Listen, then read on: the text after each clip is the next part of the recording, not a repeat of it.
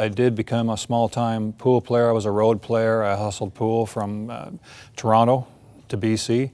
Lots of small towns, lots of small games. I was a nickel and dime guy. I was never a professional player. I was an okay player, but I was a very good hustler. I was a good liar. But I would inevitably go broke. It was not a glamorous life at all. Staying in hostels, sleeping outside sometimes when I did when I gambled for money, and when I won big, I would get a hotel room. But predominantly, I was the quintessential pool hall bum in every sense of the word, and thrived on it. I loved it. That's who I wanted to be. But it's a hard life. You get old fast living that way. I was tired of being hungry, tired of being broke, and one day I woke up in a hostel in Calgary, Alberta, Canada, and I thought I just don't have the energy to start small in a pool game and work my way up to some money again. I want some money, and I want it fast.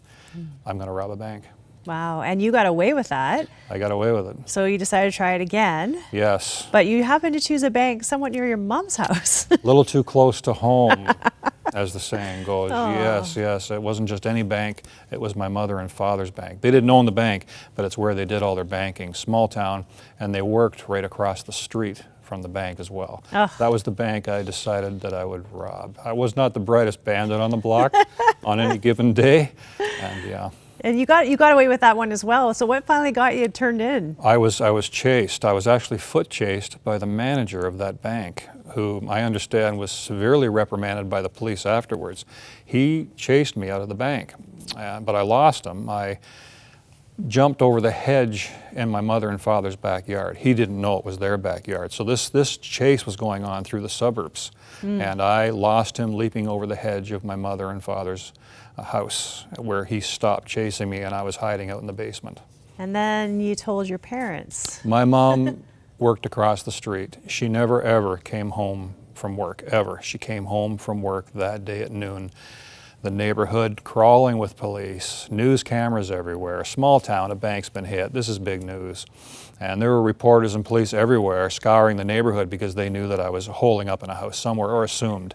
And as my mother was making her way home and kind of making her way through all the police officers, she noticed that there was particularly a big number of officers around her house. Uh-oh. Yeah. She came downstairs, I'm sitting downstairs, money all over the bed. And she said, "This is about you, isn't it?" And I said, "Yeah." She turned you into the police. I put her in a very unenviable position. She was between a rock and a hard place. What would she do if I said, "Mom, the police are going to go away sooner or later. When they do, when it's dark, I'm going to leave. I'll get on a Greyhound bus. You will never see me again." Well, it's an impossible situation for her. She'd be aiding and abetting a felon. And she couldn't do that, and so she was in a position of, do I go along with this kid, or for his own good, do I turn him in? And it's the best thing she ever did. If she hadn't, I would have continued on. I would have kept robbing banks. You got thrown into prison for 5 years. Right. Got out after 2, and Yes. really started a life again, got married, had kids. It seemed like your life was together, Yes. but not so much. Not so much. Looked good on the outside. We can look really good on the outside. Not that I look good on the outside, but we can. It's a covering, but it hides what we're going through inside. As the years went on, I became more and more haunted, actually, by my youth. It didn't get better for me, it got worse. I never got over the things that I had done, people I had hurt, my parents, myself, and others, and I became a workaholic alcoholic. I did not like who I was then, and as the years went by, I began to really dread the thought of who I was and what I'd become. I was a distant father, not a good husband, and really just tried to work away and drink away my memories of what I was, and at the same time plunging deeper into the present. I was trying to escape the past by ruining my present, and it was just spinning my wheels, going nowhere fast. I had a new home, 2 new cars in the driveway, started a cleaning business, making really good money, honestly, this time on the right side of the law, but life just wasn't working for me at all. Wow, crazy. You'd think with all that you would feel so much happier. Yeah. You saw a poster with Serge Leclerc on it. We've had him on the show many times. Yes. You had shared a cell with him. He's your only cellmate in the whole time you were in prison those 2 years. Yes, in 2 years I had a cellmate once, and just for 3 days, and it was Serge Leclerc, of all people. hundreds of prisons across the country, thousands of prison cells, and it had to be Serge, which factored in huge years later. Yeah, so Serge was a multi-millionaire drug dealer when you knew him. Probably a really tough guy, I would assume. Yeah. And then you saw that he was speaking in a church. In a church about a mile up, about a mile away from my house. I was on my way to work one day with a hangover, and I'm going into a coffee shop, and there was a poster of Serge on the coffee shop window describing who he was now. Come hear the incredible testimony of Serge Leclerc, born-again Christian. I thought it just can't be. Because I knew this, it can't be the same guy. I was a million miles from the things of God. I wasn't a church guy, had never read the Bible. But I was intrigued by that poster, and my life was a wreck. It was a train wreck. My marriage was all but over, had an in-house separation going on, and I thought, what have I got to lose? I have nothing to lose. It's not a bad place to be, although it's a hard place to be. You went to go see him that night. What happened?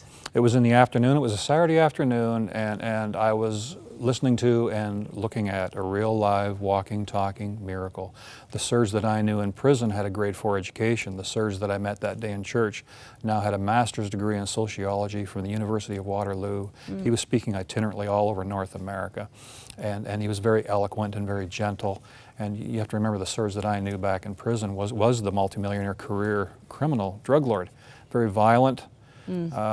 And so I didn't give my heart to the Lord that day, but I was certainly very impressed by the things of God and what I saw in Serge. So you didn't do anything about it that day. So what happened next in your spiritual journey? Like what finally pushed you over the edge? Sure, a slow drip. It began that day, but years later, I began listening to Christian radio. I owned and operated a janitorial company, and so I was often working alone, long hours in the evening. I was searching for a Blue Jays game, something to listen to while I was at work. And I came across Christian radio, and I liked what I heard. It was like music soothed the savage beast. I was in turmoil inside. I'd never forgotten Serge. And I always wondered in the back of my mind, if God could do that with Serge, could he do it with me? And when I began listening to Christian radio, every time I heard about change, life transformation, forgiveness, grace, I knew it was real because I had seen it in Serge. And it just became a very significant part of my day was listening to Christian radio in the evening. One of the things I love about your story is that sometimes when we think about changing your life or becoming a Christian, you think you have to take these steps to become better, or you have to do it in this formal way.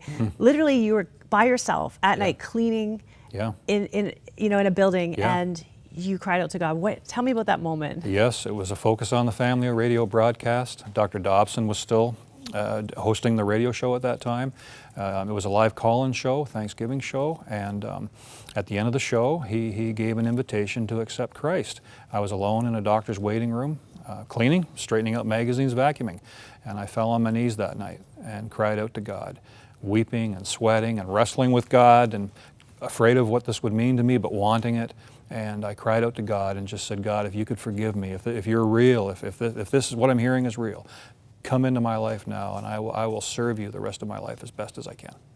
So what happened to you in that moment? Because you were obviously nervous, like, I don't want to be one of those Christian people. Very nervous. But liking what you heard about God. So what was the reality of what happened in that moment? The reality of that moment was that my entire life I had been searching for who I was. I felt at odds with the world. The reality of that moment was that who I was became crystal clear to me. I was a born-again creation in Jesus Christ.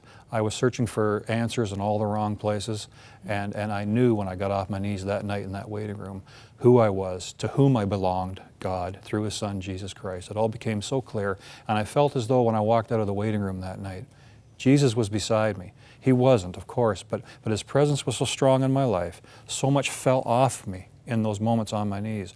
I felt as though Jesus came along beside me and just said, Ted, what took you so long? Why did you wait so long? I've been here the whole time. And in that moment, I knew who I was. I was a born-again creation in Jesus Christ. I'd never, ever felt the peace ever in my life that I felt in that moment. We're just about out of time, but for somebody watching who maybe feels like, that's good for you, Ted, but I have so many things I regret, so many things I've done that Christ would never accept me. The things I did are so much worse.